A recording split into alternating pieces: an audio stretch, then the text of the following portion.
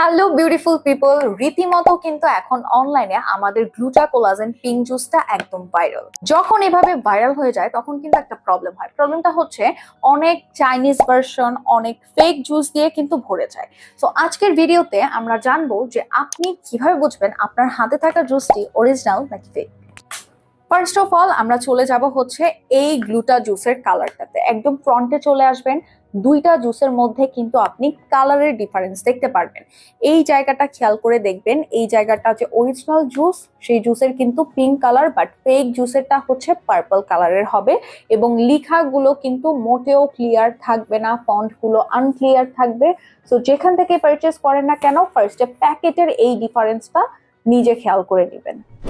এবং আরো একটা জিনিস নোটিস করবেন, সেটা হচ্ছে ম্যানি লেখা, ঠিক আছে? ব্র্যান্ডের যে নাম লেখা আছে সেখানেও কিন্তু একটা ডিফারেন্স আছে কালারের। তারপরে হচ্ছে আপনি একদম ব্যাক সাইডে চলে যাবেন, ব্যাক সাইডেও কিন্তু হিউজ একটা গ্যাপ আছে কালারের। এবং ফেক জুসটা যখন আপনি গুলাবেন তখন হচ্ছে এরকম ক্লিয়ার একটা রেডিশ টাইপের কালার আসবে এবং কালারের মধ্যে কিন্তু হিউজ একটা ডিফারেন্স থাকবে।